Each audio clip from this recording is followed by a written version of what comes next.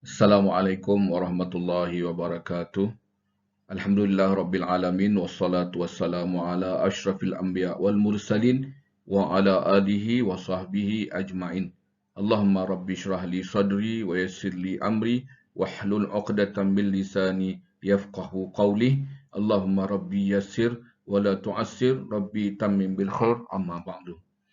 Yang dihormati lagi dimuliakan Tuan Penceramah, Tuan Haji Badrul Hisham bin Muhammad Saleh, Ketua Bahagian Pengurusan Risiko Bersepadu, Jabatan Risiko dan Pematuhan, Lembaga Tabung Haji. Alhamdulillah, saya mewakili rakan-rakan daripada kumpulan 6 akan membentangkan tajuk kajian kes mengenai pengurusan risiko dalam haji dan umrah, kod khusus AKP 2212.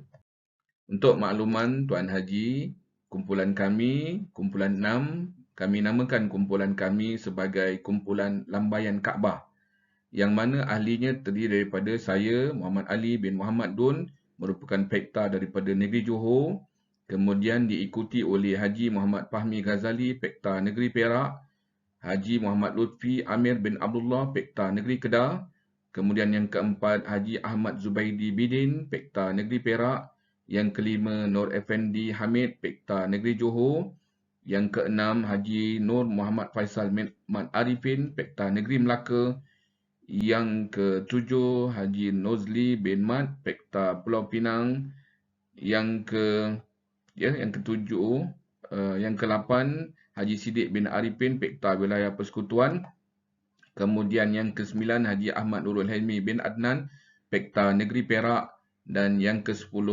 Haji Hasanuddin Muhammad, pekta Negeri Terengganu. Jadi sebagaimana yang telah ditetapkan, kami akan membentangkan risiko ketika menunaikan haji dan juga umrah sebagaimana kerja khusus pengurusan risiko yang telah disampaikan oleh Tuan Haji. Bersama-sama pembentangan kami pada ketika ini atau pada kali ini, kami akan membentangkan 5 risiko untuk perhatian pihak Tuan. Risiko yang pertama ialah risiko tidak dapat menunaikan fardu haji. Risiko ini disebabkan oleh yang pertamanya, terdapat jemaah haji yang tidak mendaftar di tabung haji untuk mengerjakan haji secara muassasah. Mereka menyangka bahawa mereka menabung di tabung haji dan mereka secara automatik mendapat giliran untuk mengerjakan haji.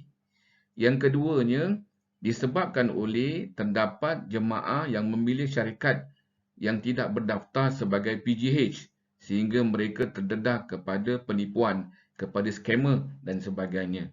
Yang ketiga juga disebabkan oleh terdapat segelintir yang terlalu percayakan dengan tawaran-tawaran pakej mengerjakan haji yang murah dan mengelirukan.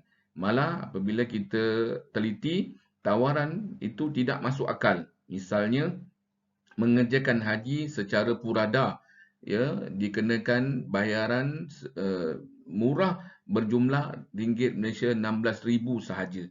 Sedangkan untuk mendapatkan visa haji purada pun sudah mencecah, ya, nilai 15,000 dan sebagainya. Jadi ini akan mengakibatkan yang pertama, jemaah haji semakin lambat untuk menunaikan rukun Islam yang kelima kerana mereka tidak mendapatkan kota bagi mengerjakan haji. Yang kedua, mereka ditipu, ya, oleh pihak-pihak yang tidak bertanggungjawab, yang mengambil kesempatan daripada keinginan jemaah untuk segera menunaikan fardu haji. Yang ketiga, jemaah juga terdedah kepada mengakibatkan hilang duit dalam jumlah yang banyak. Dan yang keempat, terpaksa menanggung malu kerana terdapat di kalangan mereka yang sudah awal-awal mengadakan kenduri haji, kemudian orang pun dah beri sumbangan kepada mereka. Saya diceritakan bagaimana ada yang terpaksa menyewa hotel di Kuala Lumpur selama sebulan kerana malu untuk kembali ke rumah kerana disangka mereka sudah pergi menunaikan haji.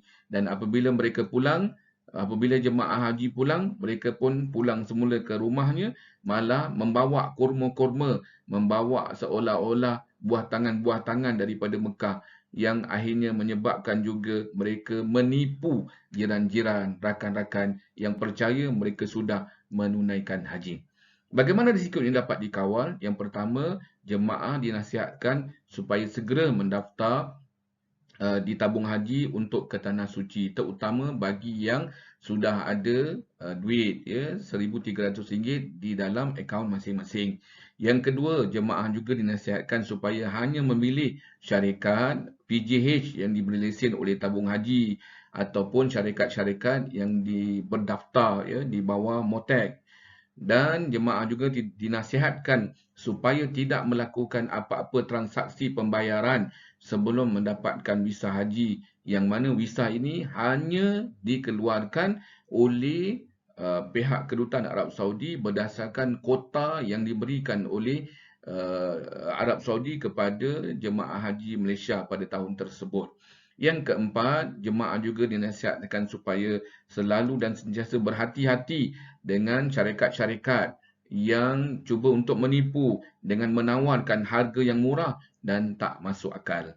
Jadi itu risiko yang pertama yang kami nak kongsikan bersama dalam pembentangan ini. Risiko yang kedua pula, terdapat jemaah yang pulang ke Mekah untuk menunaikan tawaf haji pada malam 10 Zulhijjah. Jadi mereka ni risiko ini disebabkan oleh kedegilan mereka untuk mematuhi arahan daripada pihak pengurusan maktab yang sudah menyediakan jadual pergerakan jemaah ketika di Masyair. Daripada Arafah mereka akan dibawa ke Muzdalifah, daripada Muzdalifah mereka akan dibawa secara taraddudiyah ke Mina, kemudian di Mina nanti mereka akan dibawa oleh mutawif untuk melontar jamrah Aqabah pada waktu yang tidak sesak, ya. Semua ini patutnya dipatuhi ya oleh jemaah, tapi oleh kerana kedegilan mereka sehingga mereka pulang ke Mekah sendirian untuk menunaikan tawaf ifadah dan juga sa'i haji pada malam 10 Zulhijjah ini. Ini juga disebabkan oleh keinginan mereka untuk segera menyelesaikan tahallul sani supaya mereka segera lepas daripada kesemua 13 larangan-larangan dalam masa ihram. Risiko ini mengakibatkan yang pertamanya jemaah akan menghadapi kesukaran untuk mendapatkan kenderaan untuk ke Mekah pada malam itu dan kemudiannya pada keesokan harinya untuk kembali semula ke Mina. Sedia dipahami bahawa keadaan di Mekah pada keadaan lalu lintas ya bas-bas pergerakan jalan raya pada ketika itu sangat sesak.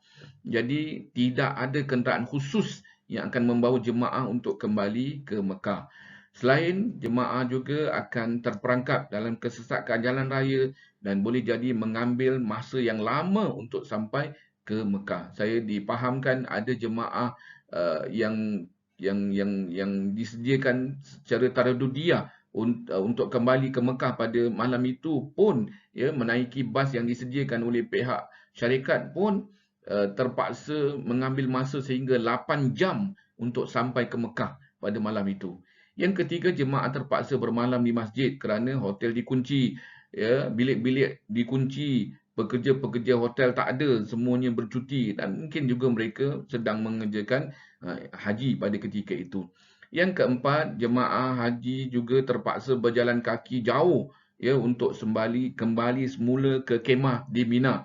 Boleh jadi 10 km atau lebih ya, kerana sekali lagi tidak ada kenderaan yang dibenarkan untuk kenderaan awam yang dibenarkan untuk masuk ke kemah, ke kawasan perkemahan di Mina pada ketika itu. Dan ini akhirnya akan mengakibatkan mereka menyusahkan pengurusan maktab apabila mendapat laporan ada jemaah sesat, ada jemaah hilang, ada jemaah balik ke Mekah sendirian dan tak kembali semula ke kemah di Mina. Bagaimana risiko ini dapat dikawal? Yang pertamanya, jemaah dinasihatkan supaya sentiasa mengikut arahan daripada pengurus maktab mengenai pergerakan ya jadual perjalanan jemaah ketika di Masyair. Jangan berlagak pandai dan akhirnya akan menyusahkan orang lain. Malah jika perlu untuk kembali ke Mekah pada malam itu, jemaah dinasihatkan memaklumkan ya kepada pihak pengurusan maktab agar dapat dibantu, dapat ditolong. Boleh jadi ada kemungkinan petugas-petugas yang kembali ke Mekah pada malam itu, maka mereka boleh pergi bersama dengan petugas-petugas yang faham selok-belok, yang tahu jalan balik ke Mekah, yang tahu kembali semula ke Mina, ataupun setidak-tidaknya pergilah ya dengan rakan-rakan yang berpengalaman, yang tahu ya tata cara taradudiyah untuk kembali ke Mekah dan kembali semula untuk mabit di Mina. Itu risiko yang kedua. Risiko yang ketiga yang kami nak kongsikan ialah melakukan lontaran di Jamrah Aqabah pada waktu puncak. Ini disebabkan oleh keinginan, sekali lagi ini disebabkan oleh keinginan segelintir jemaah untuk segera bertahallul awal. Ya, untuk segera pakai pakaian biasa, tak mau pakai ihram kerana tak selesa dan sebagainya. Malah ini juga boleh disebabkan kerana mereka belajar selok-belok melontar ni daripada cerita rakan-rakan, ya, daripada pengalaman orang sahaja. Malah mungkin ada yang belajar daripada YouTube, tengok kat YouTube, ya, tengok kat itinerary perjalanan orang dan sebagainya. Sehingga ini akhirnya mengakibatkan pula mereka terdedah kepada kemalangan, kepada rempuhan ya di waktu puncak kerana ramai orang pada ketika itu nak pergi melontar Jamrah Aqabah, menyebabkan lagi mereka sesat, tak jumpa jalan pulang. Lepas tu berlaku pula kesukaran kepada petugas-petugas untuk mencari mereka, untuk mengenal pasti kedudukan mereka, dan akhirnya jemaah berada dalam keadaan keletihan, kelaparan, ya, kerana terlalu lama berada di kawasan yang terbuka, berpusing-pusing dan sebagainya, tak jumpa jalan untuk kembali semula ke khemah di Mina. Bagaimana risiko ini dapat dikawal? Yang pertamanya, jemaah dinasihatkan supaya sentiasa mematuhi arahan daripada pengurus maktab, daripada petugas-petugas, daripada mutawif-mutawif mengenai pergerakan untuk melontar di Jamrah Aqabah yang biasanya akan dilakukan ketika keadaan di Jamrah itu tidak sesak, ya, keadaan risiko kemalangan ini dapat dikurangkan. Selain daripada itu, jika perlu juga untuk pergi dahulu, jemaah dinasihatkan supaya memaklumkan kepada petugas-petugas maktab supaya mereka mudah dihubungi, dapat dikenal pasti di mana kedudukan mereka, dan jika hilang dapat mudah dicari. Selain daripada itu, pergilah bersama rakan-rakan yang berpengalaman, yang mungkin sudah pernah mengerjakan haji kali pertama, yang tahu jalan pergi, jalan balik, tahu kat mana nak melontar, mana Jamrah Aqabah, mana Jamrah Wusta, Jamrah Ula dan sebagainya. Seterusnya, risiko yang keempat ialah mengerjakan umrah secara DIY. Akhir-akhir ini terdapat segelintir ya, daripada masyarakat yang ingin untuk mengerjakan umrah secara DIY. Kemungkinan kerana belajar daripada aktiviti pelancongan secara DIY, ya, dan keinginan untuk risiko melakukan umrah secara DIY ini disebabkan oleh keinginan mereka untuk berjimat cermat. Ya, sebab mungkin kalau pergi package harganya mahal. Jadi kalau pergi sendiri, boleh urus sendiri, cari tambang sendiri, cari hotel sendiri, dan mereka berpendapat bahawa bayaran itu ataupun kos itu dapat dikurangkan. Selain daripada itu, mengerjakan haji secara DIY ini juga berkemampuan, disebabkan oleh mereka berkemampuan untuk menguruskan semua. Ya, dari segi perjalanannya, dari segi kenderaannya, dari segi penginapannya, dari segi hukum hakamnya, ya, semua dah belajar dah. Ya, lepas tu cuma mungkin belajar daripada online ataupun belajar daripada pengalaman-pengalaman orang-orang lain, rakan-rakan yang pergi secara DIY, tengok dekat internet, dekat website ada itinerary orang pergi umrah secara DIY. Jadi disebabkan itu mereka pergi umrah secara DIY. Ini mengakibatkan, ya, risiko ini mengakibatkan yang pertamanya tidak sah umrah, ya, kerana tidak memenuhi rukun-rukun dan wajib-wajib umrah dengan sempurna.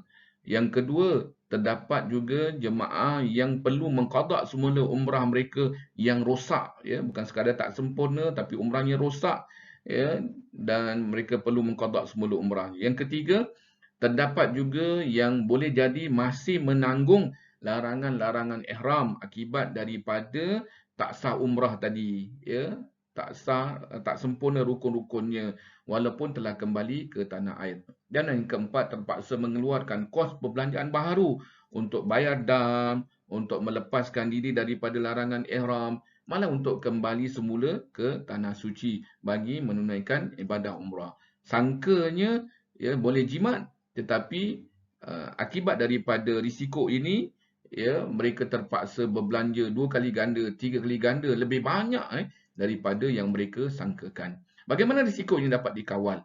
Yang pertamanya, para jemaah sebelum memanjakan umrah dinasihatkan supaya belajar bersungguh-sungguh mengenai hukum makam umrah ini dengan sempurna melalui kursus asal haji dan umrah yang dianjurkan oleh pihak tabung haji dan juga pihak-pihak yang bertauliah.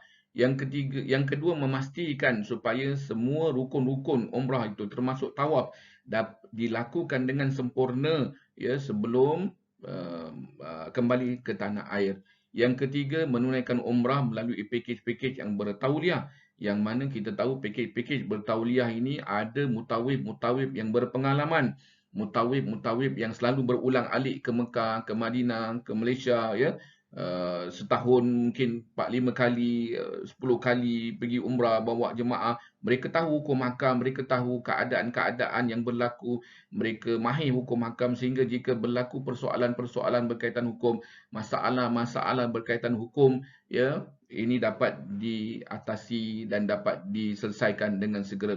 Selain daripada itu, kebajikan jemaah juga akan dipelihara ya dengan melalui pakej-pakej ini. Usahlah kerana semata-mata nak tambang murah, akhirnya umrahnya ya tak sempurna, umrahnya tak sah.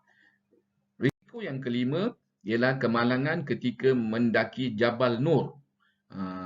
Akhir-akhir ini juga dapat jemaah yang minat ya untuk mendaki Jabal Nur, untuk naik ke Gua Hira, tempat wahyu pertama diturunkan kepada baginda Nabi Muhammad sallallahu alaihi wasallam. Tapi ada risikonya, iaitu risiko kemalangan ketika mendaki Jabal Nur dan Gua Hira ini. Ini disebabkan oleh yang pertamanya faktor usia.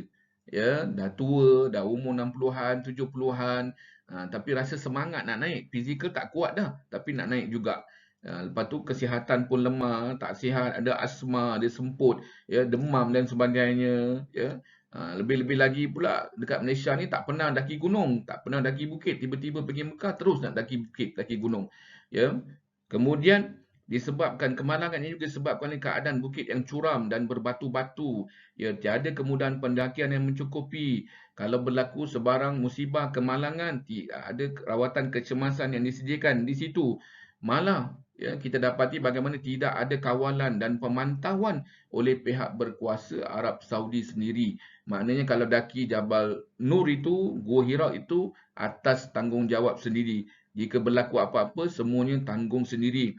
Malah saya kira pihak insurans pun tidak tak cover ya ketika mereka tak cover sebarang kemalangan musibah ketika mendaki Jabal Nur ataupun Gua Hira ini. Dan ini akan mengakibatkan jemaah keletihan, kekejangan otot, malah lebih teruk lagi berlaku kemalangan jiwa, termasuk kematian, berlaku kecederaan apabila jatuh, ya, apabila patah kaki, tangan dan sebagainya. Malah kita dapati bagaimana biasanya orang naik ke Jabal Nur ini, Gua Hira ni pada waktu malam.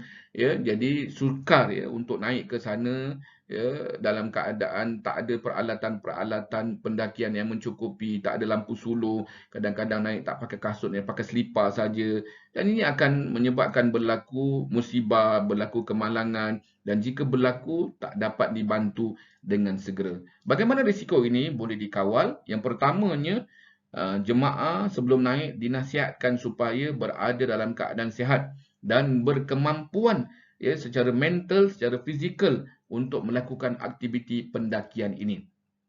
Ya, yang keduanya hendaklah mendaki secara berkumpulan ya supaya jika ada berlaku musibah kemalangan dapat dibantu, dapat ditolong ya oleh rakan-rakan ahli kumpulan yang lain. Yang ketiga, diketuai oleh mutawif oleh yang berpengalaman, yang mana mutawif ini naik bersama-sama dengan jemaah ke atas bukit tu ya sampai ke Gua Hira. Berlaku ada mutawif duduk bawah tapi jemaah saja yang naik. Sehingga bila berlaku sesuatu dekat atas, mutawif pun tak dapat memberi bantuan dan pertolongan dengan segera. Selain daripada itu, dinasihatkan juga sebelum naik, pihak syarikat ke, pihak travel ke, ataupun jemaah sendiri membawa bersama alat-alat bantuan kecemasan, bawa bandage, bawa anduh, bawa ubat-ubat luka dan sebagainya. Jika berlaku, ya, maka boleh diberi rawatan awal. Selain dicadangkan, ya, supaya sebelum naik maklumkan kepada pihak berkuasa tempatan, ya, kalau misalnya berlaku apa-apa, tahu kat mana nak berhubung, tahu nak minta bantuan dan sebagainya. Ini kerana kita tengok dekat situ tak ada fasiliti kesihatan yang disediakan, tak ada ambulans, ya. Kalau apa-apa berlaku, itulah semuanya tanggung sendiri. Jadi saya kira itu saja 5 risiko yang kami kumpulan 6, kumpulan lambaian Kaabah ni nak bentangkan kepada pihak Tuan Haji Badrul. Moga-moga penyampaian saya ini menepati kehendak kerja khusus ini, dan moga-moga penyampaian ini, assignment ini memenuhi daripada kehendak kajian kes ini, dan saya mewakili rakan-rakan daripada kumpulan 6 mengucapkan ribuan terima kasih kepada Tuan Haji Badrul dan minta halalkan segala ilmu yang diberikan kepada kami. Jadi itu saja, aku qauli hadza, astaghfirullah li wa lakum, jazakumullahu khairan katsira. Wassalamualaikum warahmatullahi wabarakatuh.